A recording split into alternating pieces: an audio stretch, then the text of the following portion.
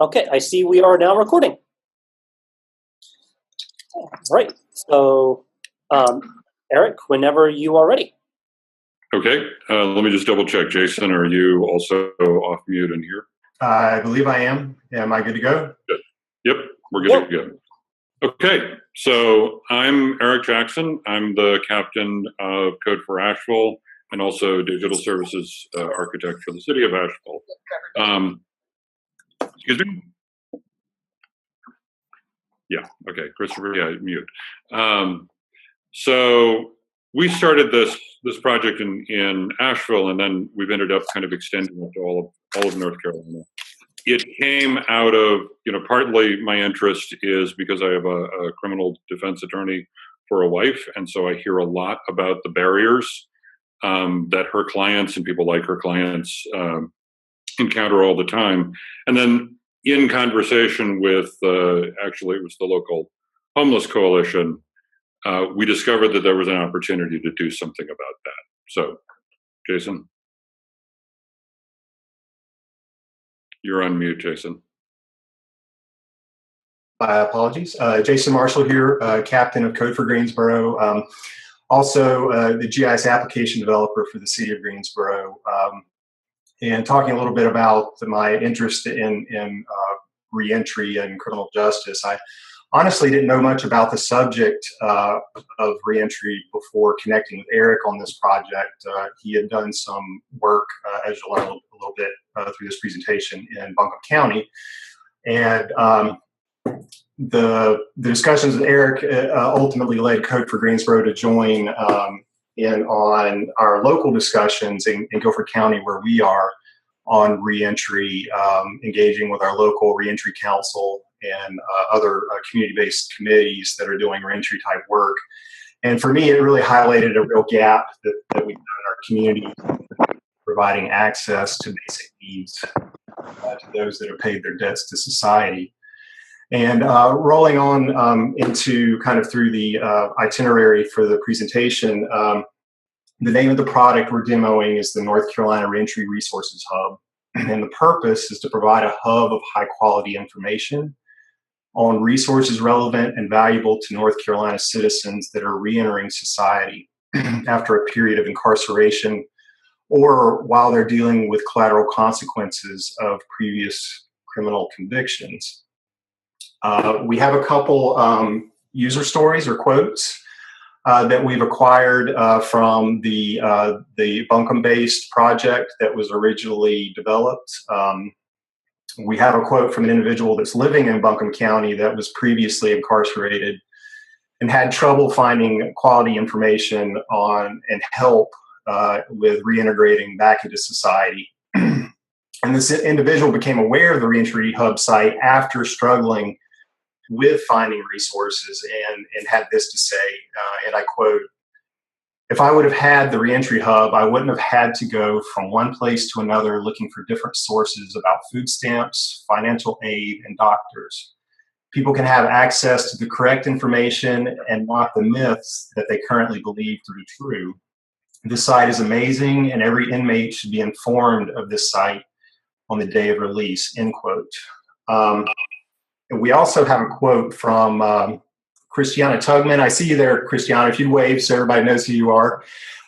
Christiana is the City of Asheville homelessness lead and the coordinator for the Asheville-Buncombe Continuum of Care program area.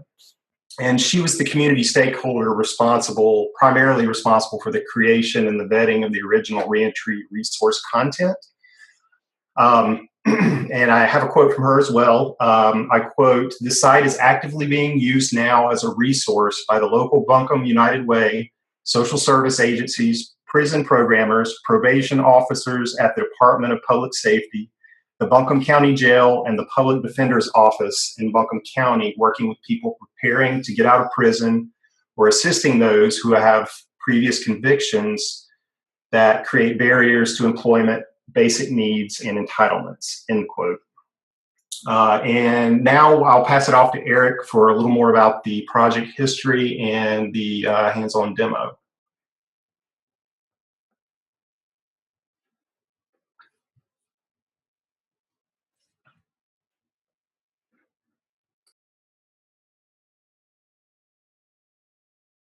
Okay, so the original version of this, we started about a year ago, and it was targeting just Buncombe County, which is where Asheville is. And it was nothing more than a WordPress site. We worked with Christiana, who is a specialist on reentry. We worked with the United Way and a local legal services nonprofit to make sure that we had the right information and that all the information was accurate. And we just launched it. Really threw it together over a period of weeks, and then another couple of months of kind of vetting all the information, launched it. And we're kind of blown away from our standpoint. Technically, this is about as dull as it gets. It's a website with some links on it, but there was pretty overwhelming enthusiasm. So I just want to. The current site is essentially a replica of that one, with a little bit more structure to it. It's nothing more than kind of a set of basic topic areas that where people with criminal convictions or just getting out are likely to hit barriers. And each of the pages has a pretty simple, straightforward structure. You have an initial kind of main section with information that's relevant to anybody in the state. And then there's another, followed by a section with kind of text information about the particular county we're in this case, Buncombe County. And then the rest of each page is a list of resources with a little bit of commentary, again, divided into sections with kind of a general national, state level issues and resources, local and regional resources, and then part of what makes this something that we can actually scale statewide is local resources where we're pulling from the 211 database or linking to it using the county as a parameter. So, like I said, we launched this about a year ago, and we're immediately starting to hear not only local enthusiasm, but people saying basically we want one too from other parts of the state. And so I'm going to turn back to Jason to talk about how we decided to go about scaling the project up beyond Buncombe County. So after I had connected with Eric a little over a year ago and had learned about the Buncombe County-based site, and I was interested initially in cloning what they had done, and but quickly as we discussed, we realized that there was an opportunity here to provide value beyond just the urban centers within North Carolina that are fortunate enough to have a brigade present. And the core of how we did this, as Eric mentioned, was that Buncombe County had already aggregated all of the federal and state level resources that were applied to every resident in the state. And that in tandem with the localized parameterized links through the 211 database. You can see here we've got a listing of all 100 counties, links to all 100 counties, and we're going to demo Hyde here. And Hyde County is one of the poorest, if not the poorest, county in North Carolina. It's very rural. There's about 6,000 people. The per capita income is around $14,000. And there's no urban hub in this county. There will likely never be a Code for America brigade in this area. But you can see here as Eric scrolls down that we still have the federal health care. We're looking at the healthcare page here, the national, state, and the general resources that we saw on the Buncombe page. But then we've also got local parameterized resources for Hyde County.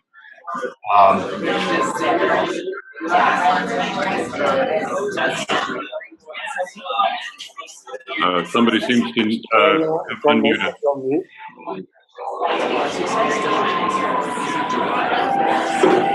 Like Daniel, maybe? Okay. Yeah, that seems to be good. Great. Okay, so here you can see if we take a look at one of the 211 database links, we can see here that we've got some Hyde County medical resources here that could be leveraged by either service providers that are assisting those that are reentering from incarceration, or the individuals themselves could access these. And just to add on to this a bit, we're also building in the opportunity for local counties to partner with us to add their own localized content should any there be a community stakeholder within Hyde County or another county that wanted to partner with the project. And so that being said, this can be of high value to those these areas of our state.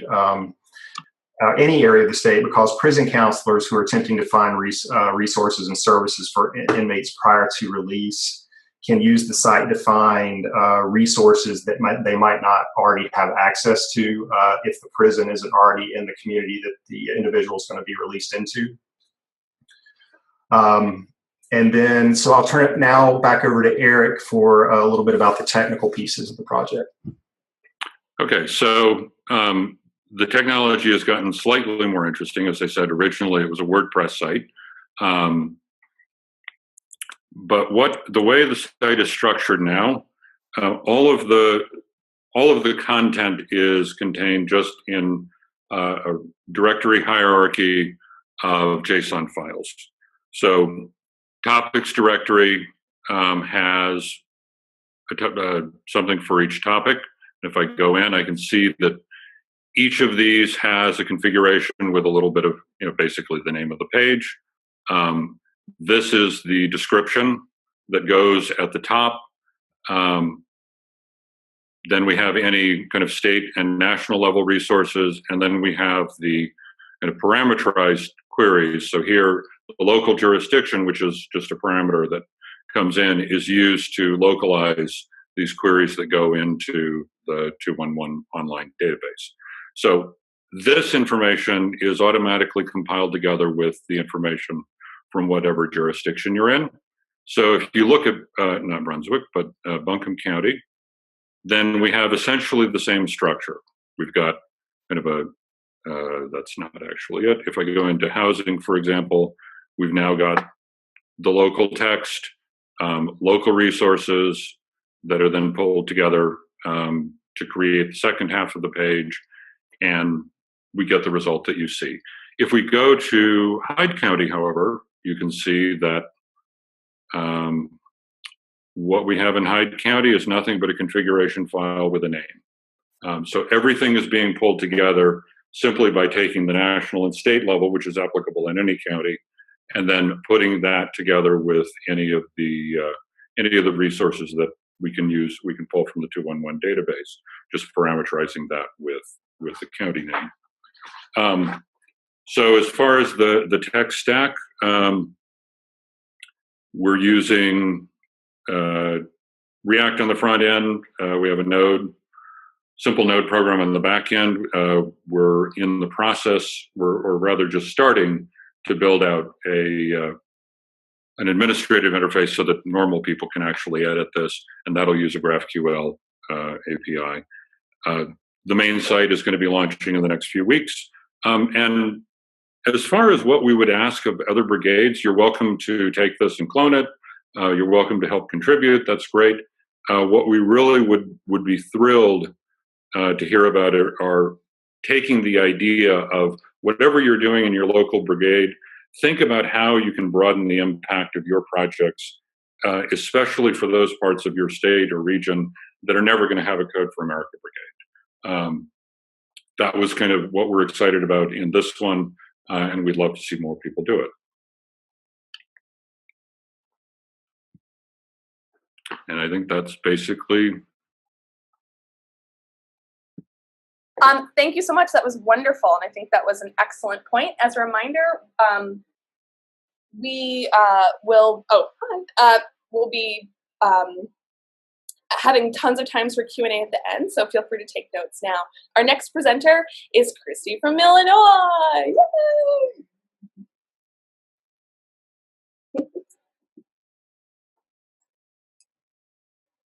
She's on mute. I'm trying to unmute her.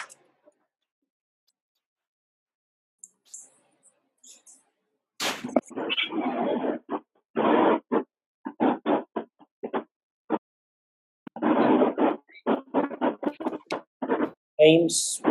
He's Christy. Christy, we can't hear you yet. Working on it. Can you hear Wes? Can you hear me now? I can. Okay. Perfect. Excellent. I think I might have to drop some links for you all. I don't see an option to share my screen. I'm on an iPad, so I've been finding that makes a difference in these apps. There should be something at the bottom that says share a screen. Otherwise, Nope. it. Okay, well, I'll give you links. Okay. First one coming at you right now in chat.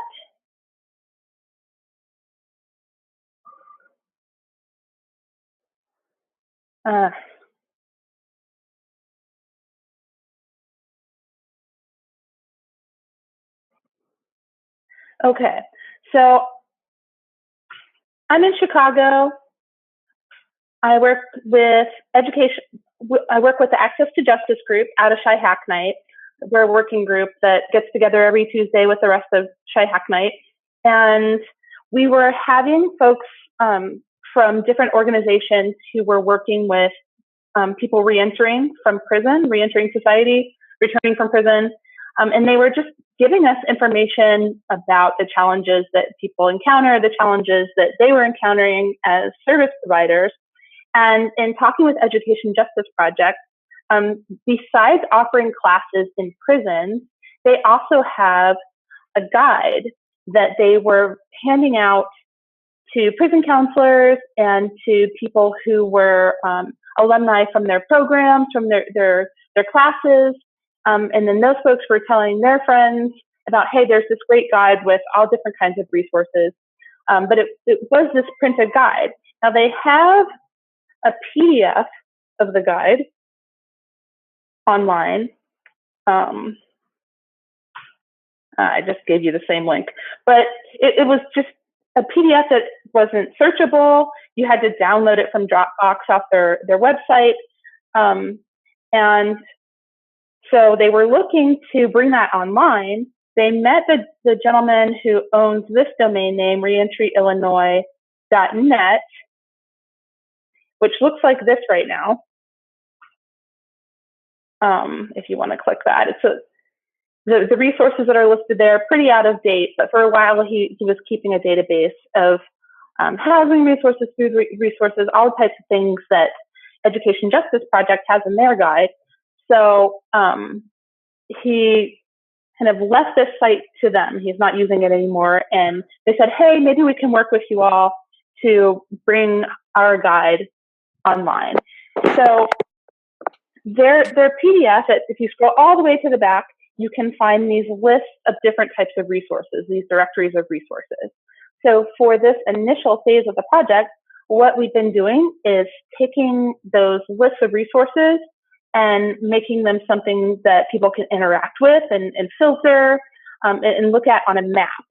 So it so happens that one of the members of our group works for DataMade, and they had a site, which I think most of their sites they work on are open source. So I'm dropping this link, probationcommunityresources.org, that they had made with for probation officers in the Chicago area.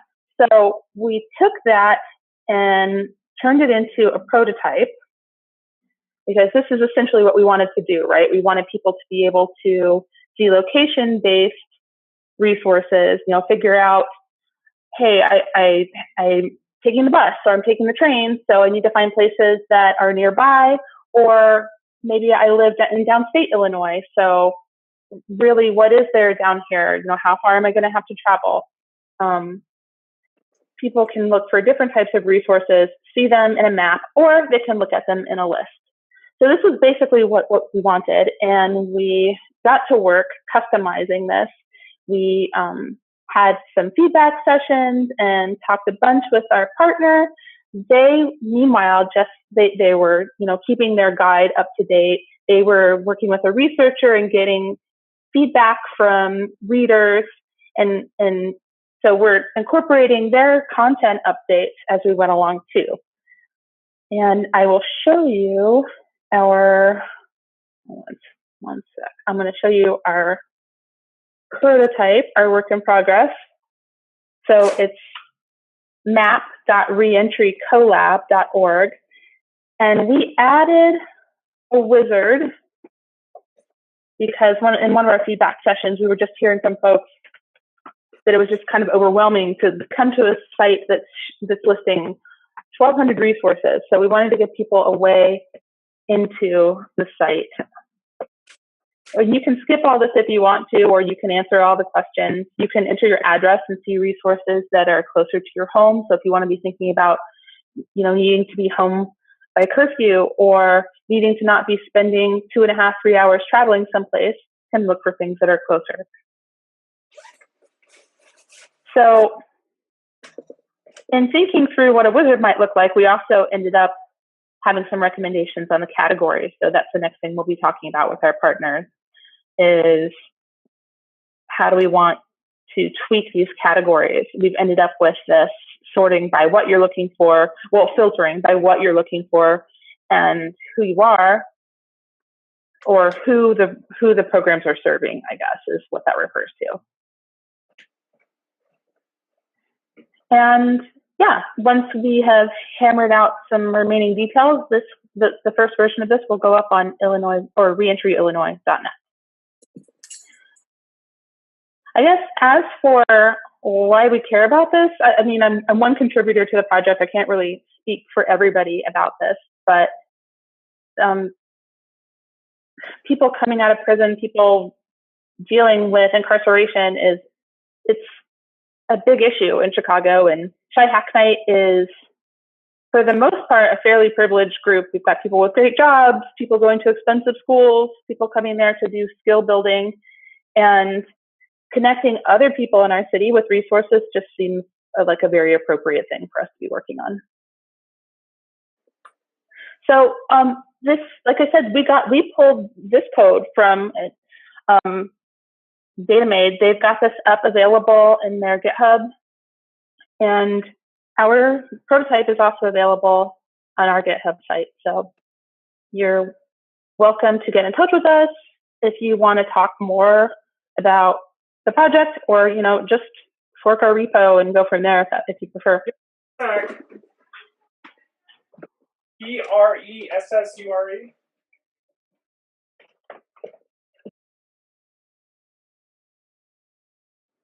What was that? Hi, that was wonderful, Christy. Thank you so much. We are going to move on to our next demo, and we're going to do ClientComm, and we have Manya here from the Code for America team. Hi. I'm in so many video things right now.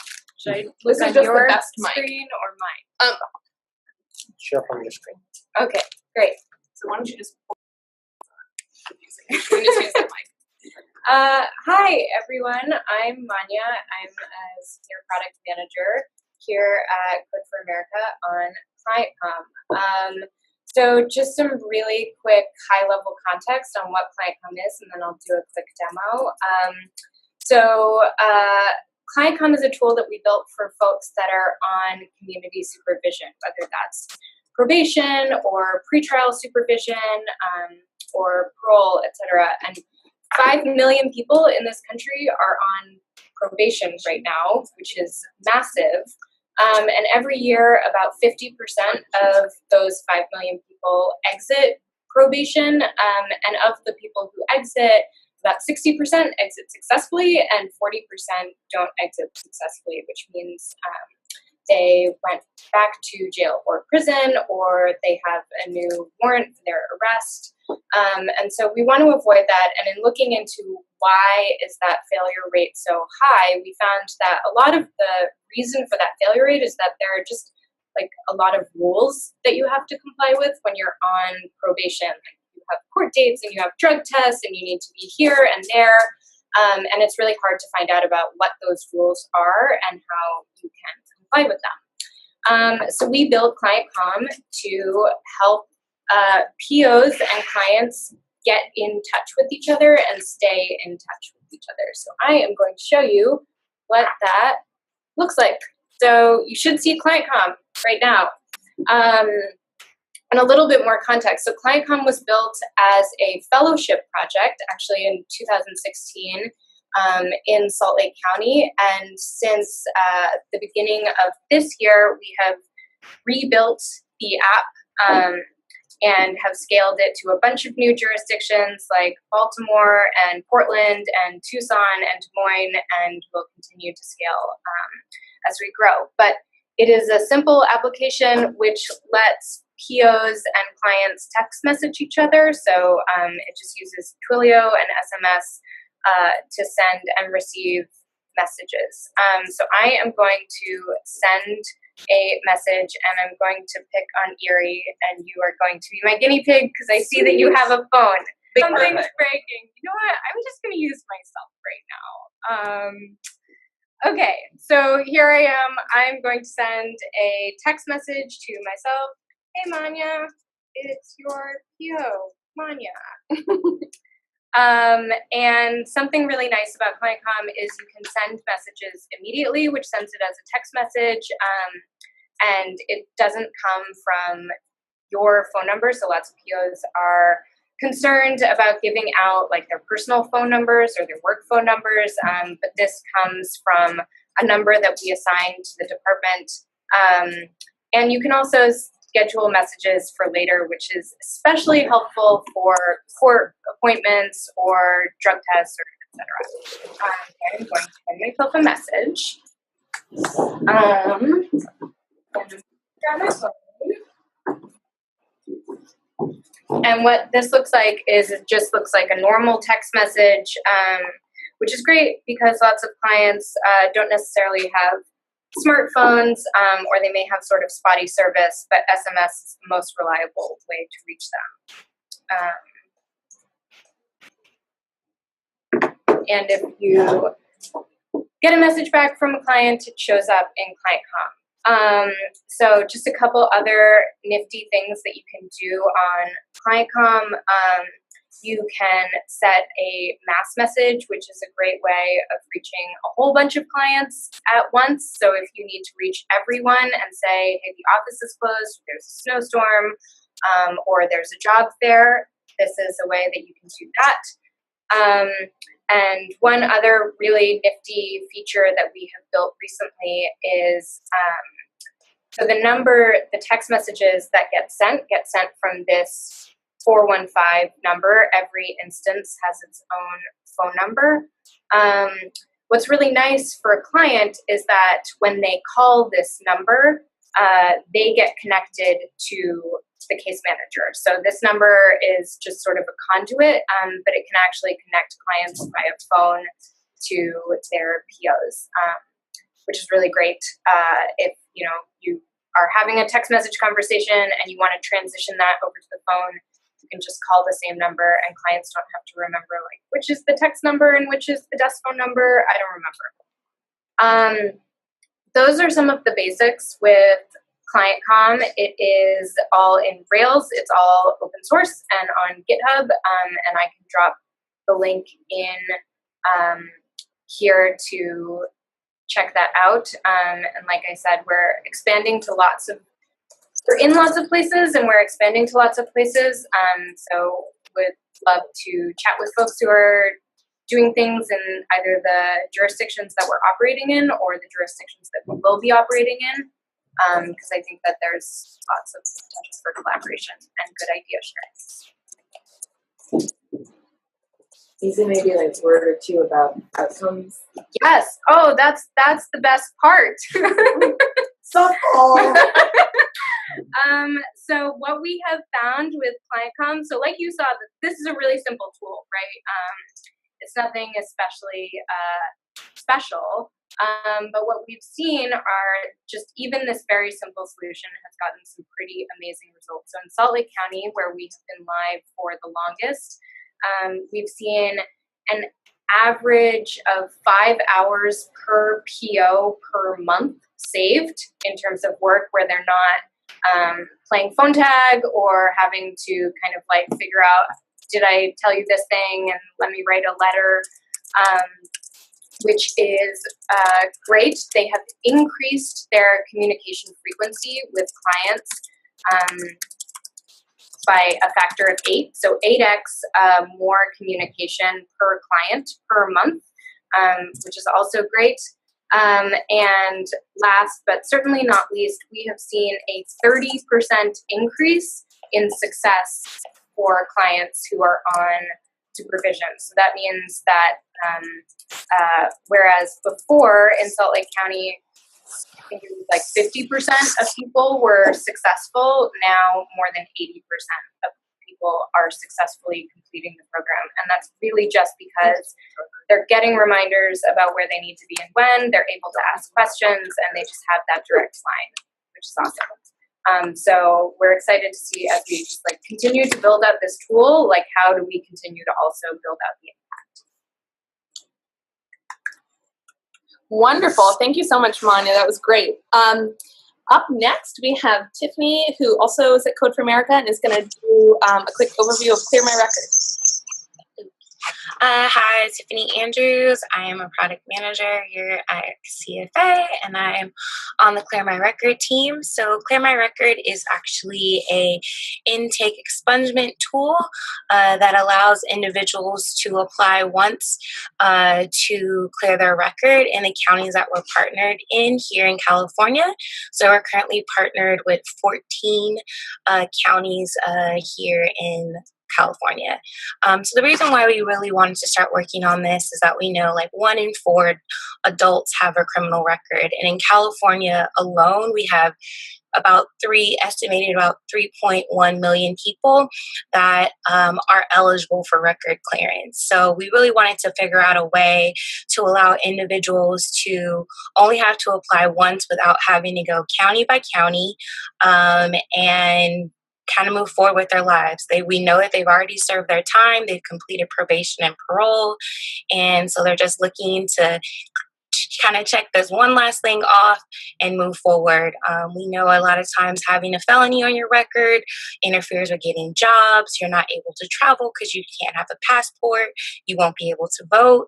And so some people also have family members and friends that are incarcerated, so they won't also be able to visit them. And we just don't want this to be a barrier in our communities anymore and to kind of plague people's lives. So starting last year, we built out this intake tool, which I will quickly walk you all through. And we started here in the Bay Area with 3 counties, San Francisco, Alameda, and Contra Costa. Give me one moment while I share my screen.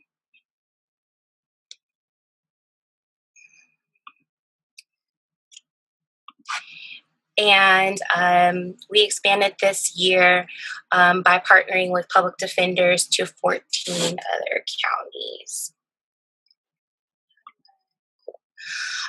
So once you go to Clear My Record, you'll see kind of information about how quick it takes. So it only takes about 10 minutes just to do the first step, the counties that we're enlisted in. So you can go ahead and get started. One thing that we wanted to focus on is just only asking the most important questions first, knowing that attorneys will always have numerous opportunities to go back. So we are here in Fresno, and you can apply to more than 1 county at a time. At the top, it lets you know which counties you're applying in. You can also switch. Just like with ClientComm, we have the option to do text message and email.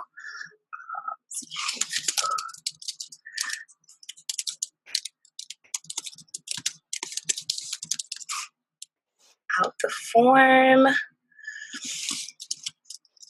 Does anyone want to give me their cell number? I don't think my record has been cleared. 614 738 8426. Thank you. And then I'll just send the bum email. Oops.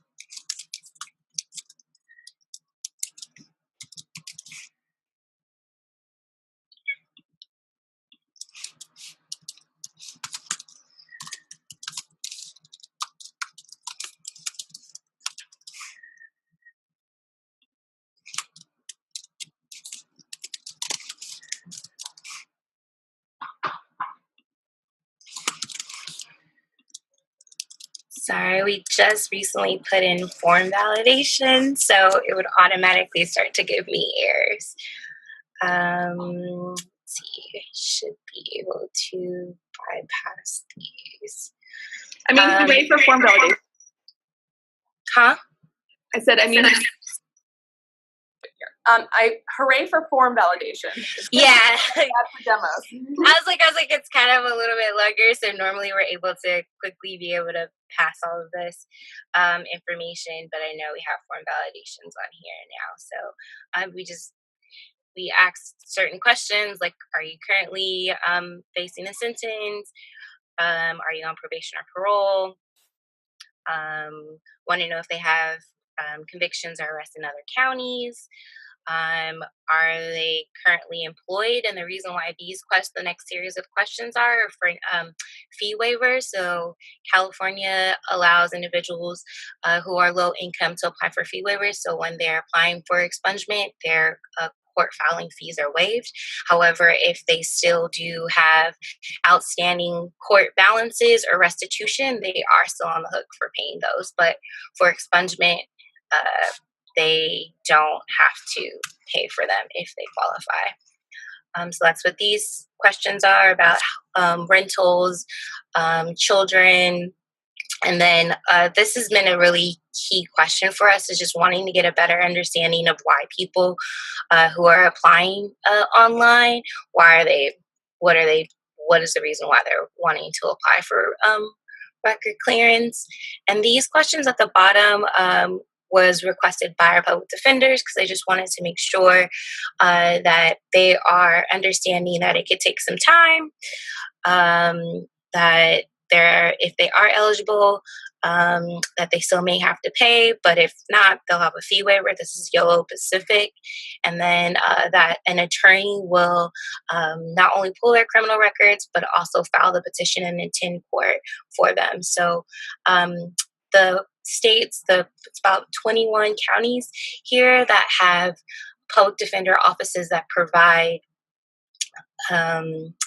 clean slate programs. So that is a free service to individuals that do qualify to be able to get their record expunged. So California has 58 counties and the other 58 counties do not. See, form validation. So I will just use mine. I do not have a program.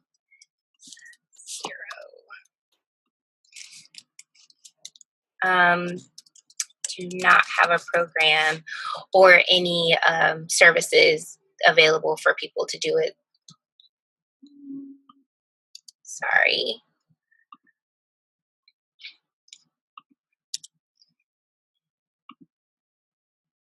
Okay, we should be all set to go.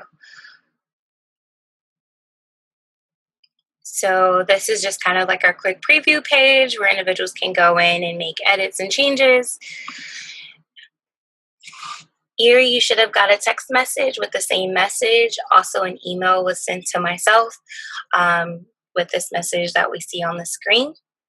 And what ends up happening next is that an application will be sent to the public defender's office in Fresno and Yolo County with all of their information.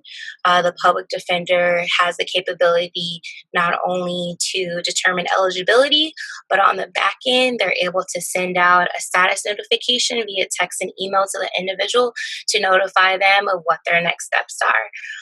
So that kind of is Clear My Record in a nutshell, and the work that we've been doing so far this year.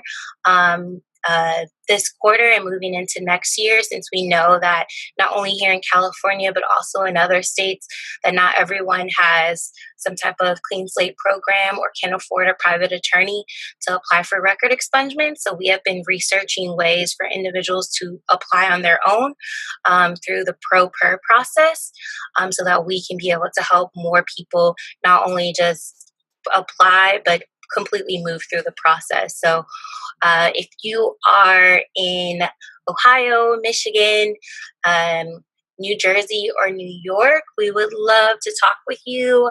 If you're not in those states but have some contacts and resources, we would also love to further speak with you. We're looking to expand our work into other states in the upcoming year. So thanks so much. That's amazing. Thank you. All right, up next is the one, the only Carlos.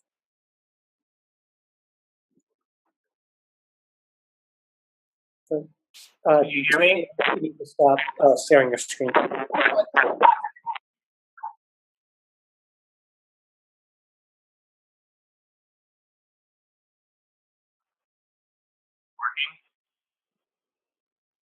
Hmm.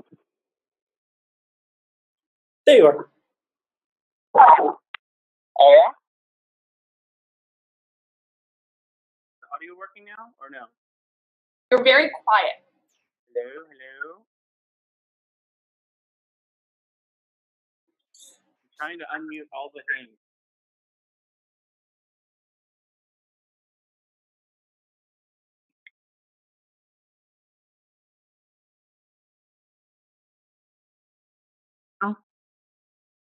Can you hear me?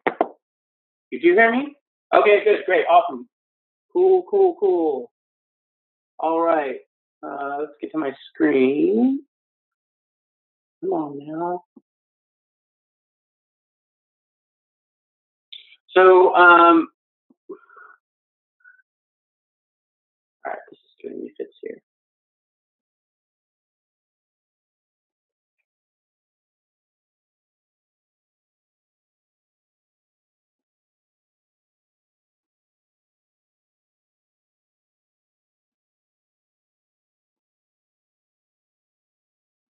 My screen.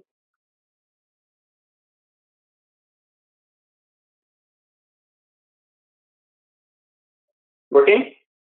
But I can't see my own screen. That's weird. It's working.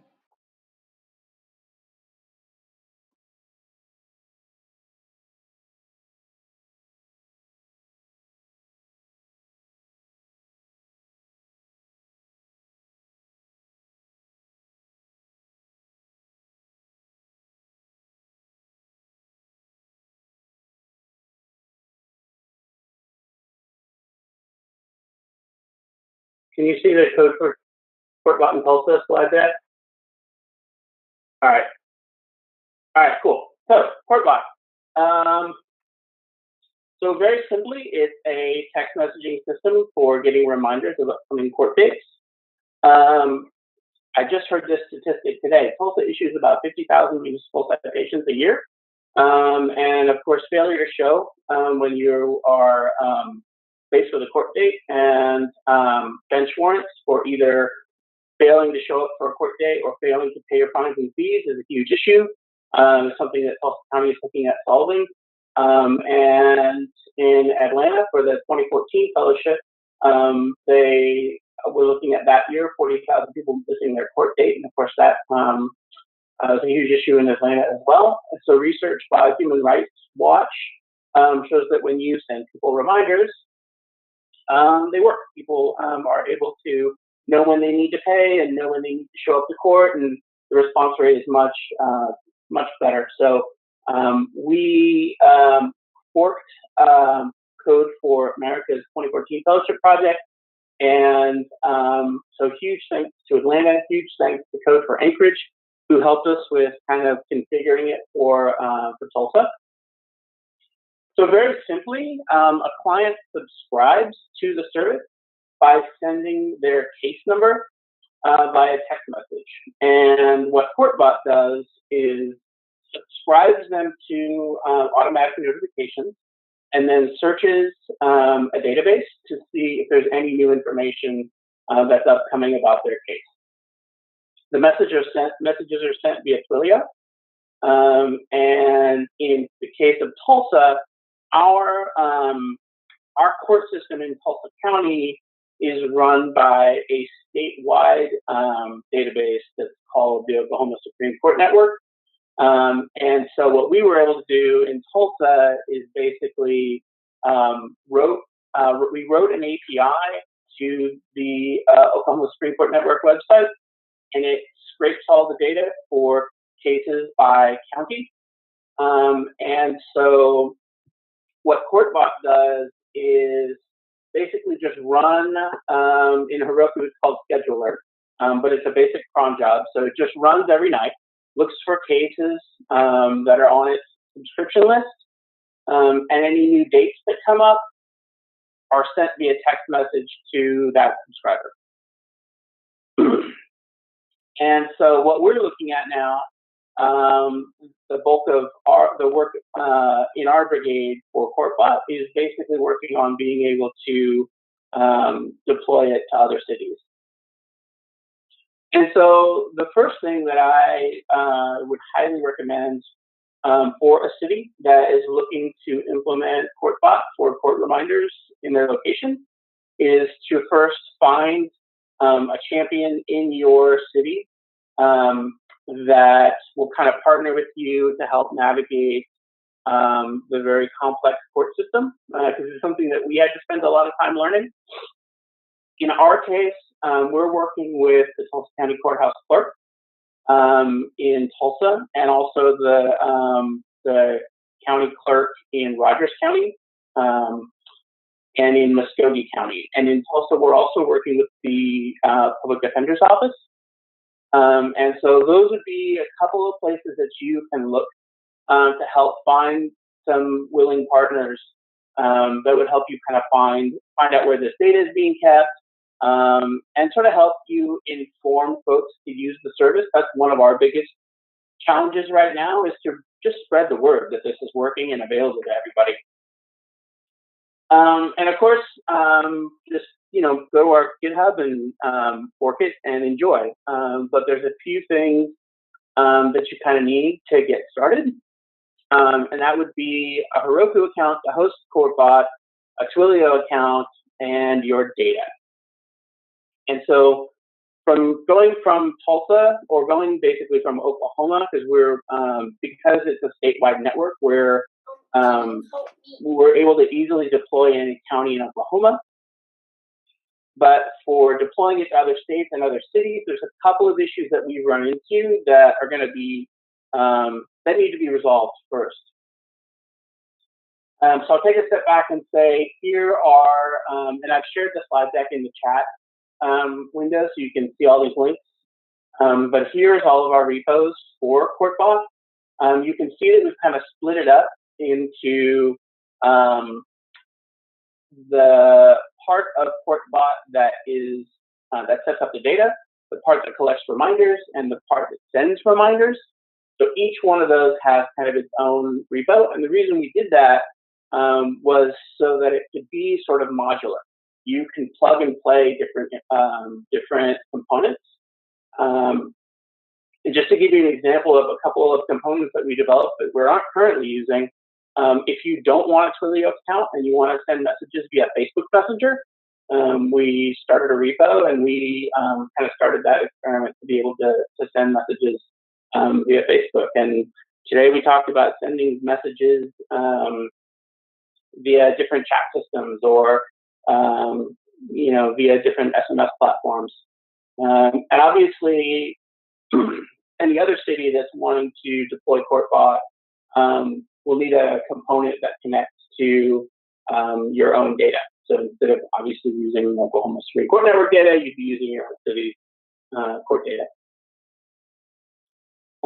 We also created, and that's the bottom of this list here, a front-end system for public defenders or legal aid or other organizations who have clients who need court reminders to subscribe clients for them, so that clients aren't needing to subscribe on their own. And that's a project we've sort of started, and it's ongoing. So how can you help? There's a couple of things, like I said earlier, we run into. The first thing that I thought we would have kind of addressed at the beginning, but was kind of an oopsie, is that the time zone in CourtBiot is hard coding. So we need a way to kind of modularize that. Obviously, that would be the first thing we needed if we wanted to deploy this in on either coast. So that's something that we need help with. The other thing that we need help with is kind of thinking through the types of data that CourtBiot needs and the messages that are sent, and kind of making that quicker and easier to deploy in other places. So this slide has sort of a framework of what the data is that CourtBot needs and the date format so that it can send its messages.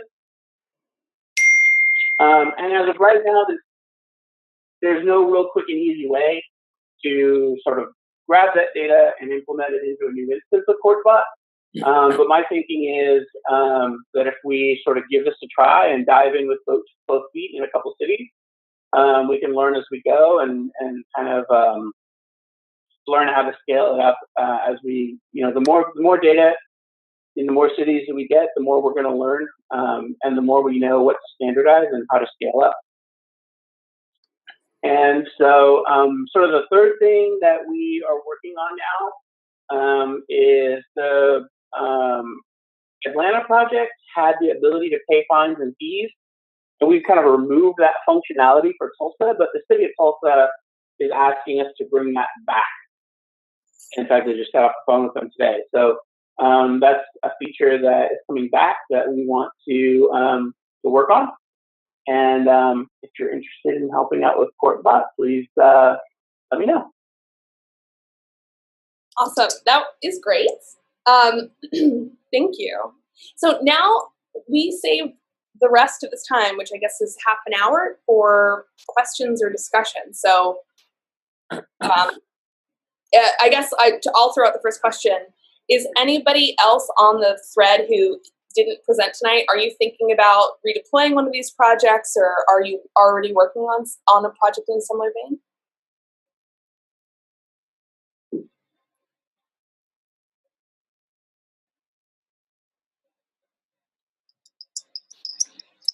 So James is. Carlos is going to do them all. Cool. James, I can't figure out where you are or how to unmute you, but do you want to just quickly say what you're thinking about doing?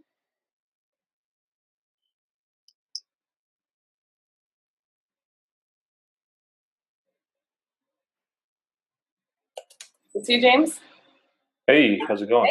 Hey. What's your brigade? Say it again. What brigade are you from?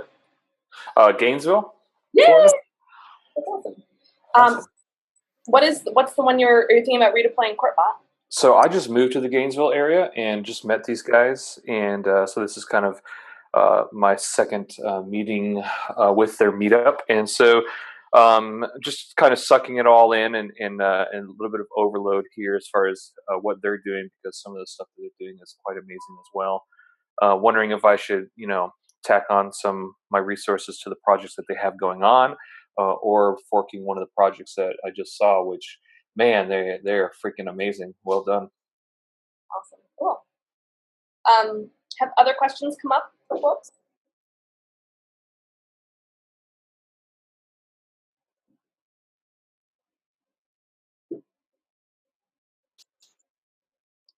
Yeah, Nehemiah, can you talk a little bit about what you did in St. Louis? I know it was, I know you didn't use our code, the CourtBot code exactly, but you did a very similar project to CourtBot. Can you talk about that a little bit? Sure. And y'all can hear me, right?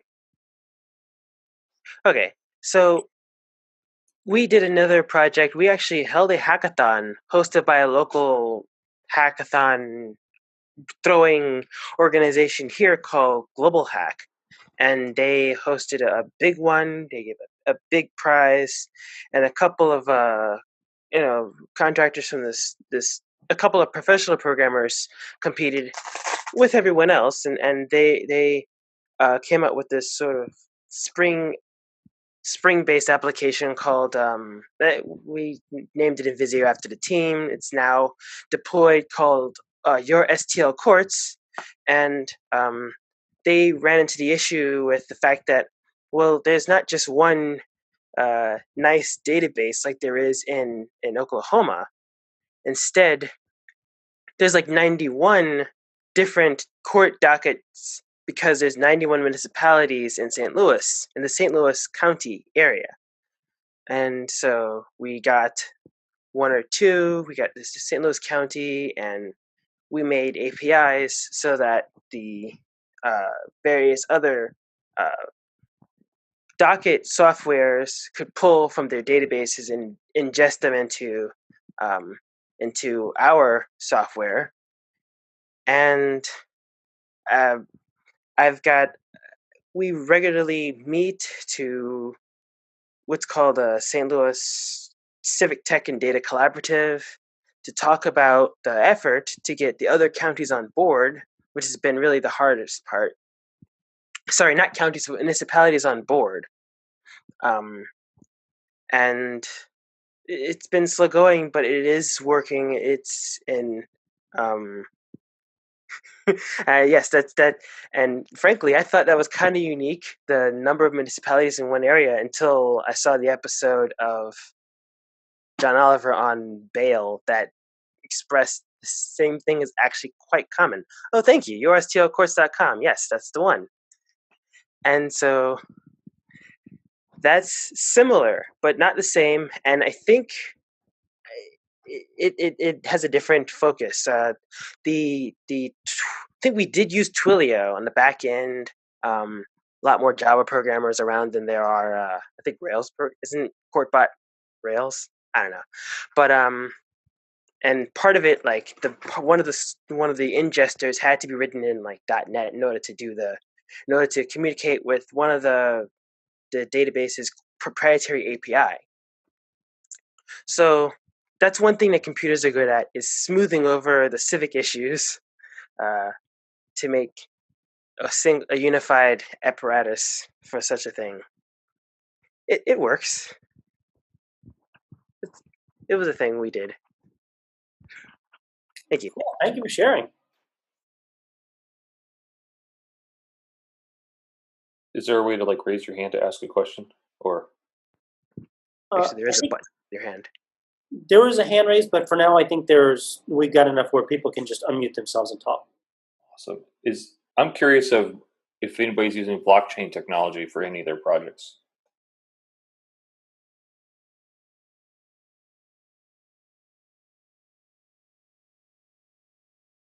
And I also, every time I'm talking to government folks and they hear the word blockchain, their eyes go dark. So I don't know if we both have other experiences.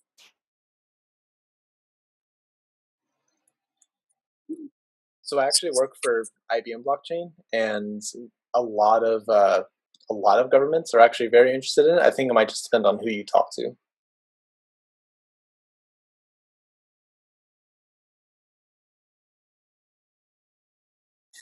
We do have a question from Jill. Carl, you saw it. Other questions about anything we've seen so far?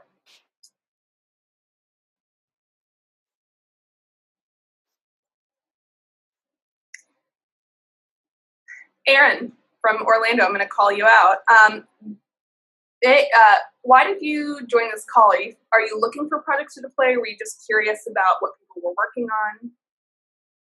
Yeah, it's super loud in here, so I apologize. But basically, I know nothing about this space, and so I was really curious what everyone else is doing and kind of learn where I can start, or if it's easy to start, or, what's going on.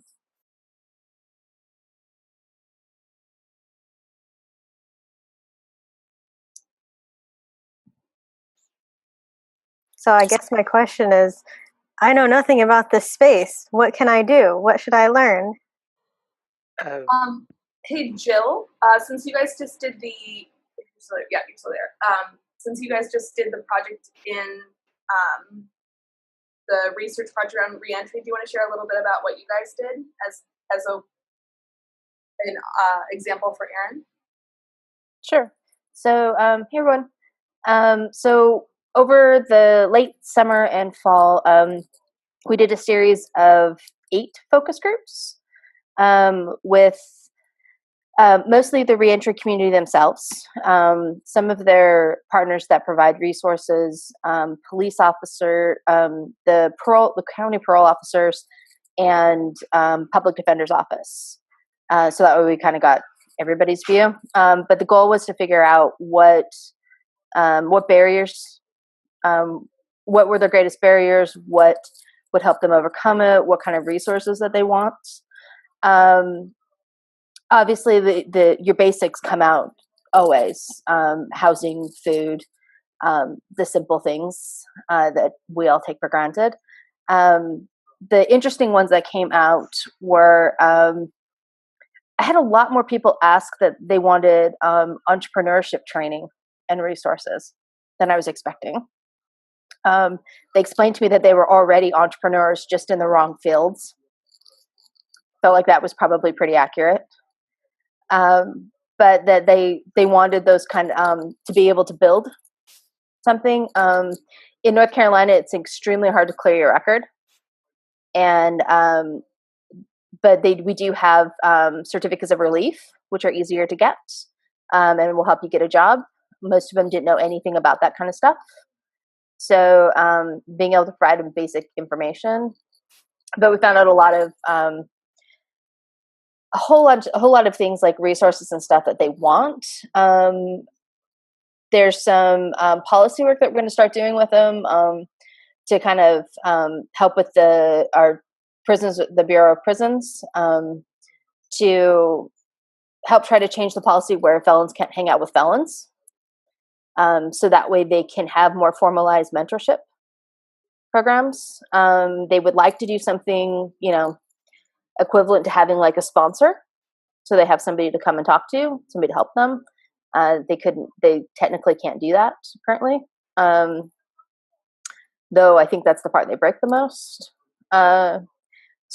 So learned some stuff that we kind of already knew. They need affordable housing, better jobs, things like that.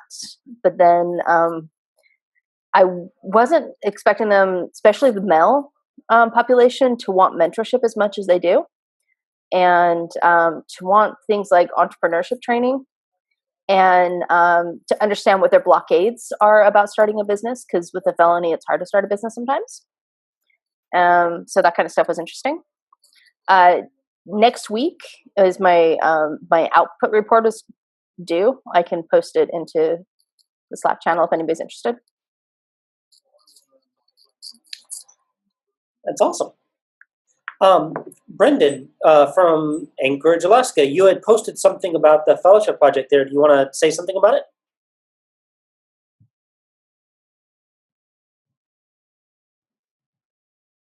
Sure. We, Claremma and Adrian came up and we started working on kind of barriers to jobs.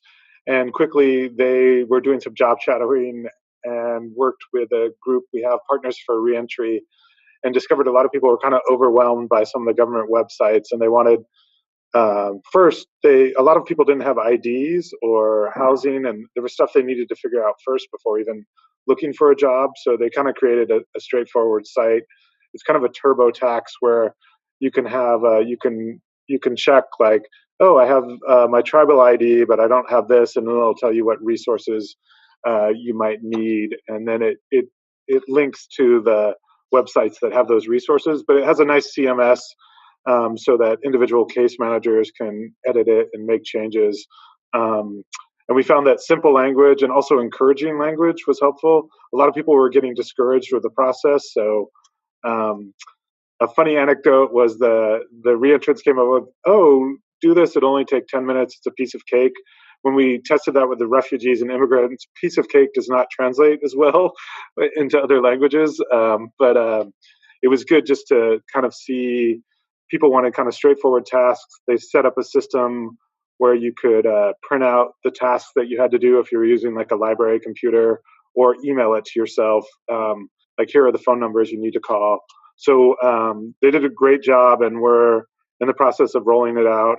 I mean, it's rolled out, but we're adding content to it and bringing on partners, and we're getting Google Analytics data to try to see. But they also created a nice they have documentation if you go to the GitHub site that's pretty good on how to set it up for yourself. They use Wagtail, and so people could set it up as well for specific uses, but it's a pretty straightforward content management system. But what I really liked was that they had check boxes, so you could say like, I've been recently married, or I recently got out of jail, and then it would filter on tasks for there. And then I would say Durham, Anchorage is lucky to be part of an innovation team, and the Durham innovation team is doing a lot of work on justice-involved residents.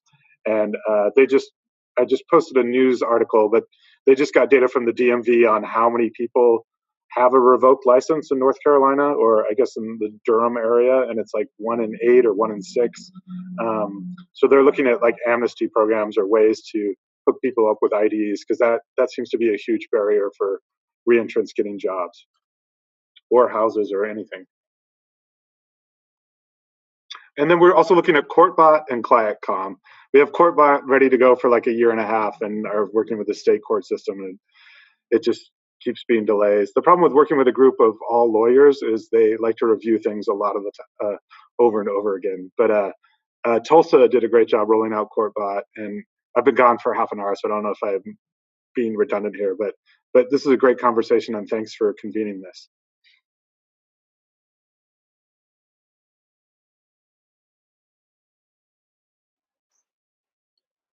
Great. Yeah. And any other questions or ideas or things that you want to talk about? Well, hop in the chat if you want to contribute something. But I was incredibly impressed at the work that I saw today and the thoughts you guys had. And it sounds like a lot of people are interested in figuring out how to get started. I don't know where that's coming from. How to get started on some of this work. So I would love this to not be a one-time thing, and would love to sort of build an informal caucus. To connect all the different groups who are working on this, and maybe to have another get together in a few months as well. The next workshop in the series, if you guys are interested, will be around disaster response. So we'll be reaching out to a number of the brigades that have recently worked on some really difficult local challenges, sort of standing on each other's shoulders. So this is our first workshop. We've got more to go. We will learn along the way. If you have feedback about how this went or ways it could be better, I would love to hear that too. You guys all know me on Slack, and I emailed you all several times. So any other questions or last word? I have one. So this is Tiffany from Code for America. I would love to hear from you all, whether it's either in the chat or directly in email. How can we, the Safety and Justice team, be able to better either support or connect with you all in your work? Or what do you need from us so that we can actually kind of continue to have a more robust safety and justice breadth of work within this space? So I know it's a pretty big question, but if you guys have thoughts or answers, we would love to further hear. Emma, our new head of product, is also really interested in further understanding how can we better help or highlight the work that you all are also doing.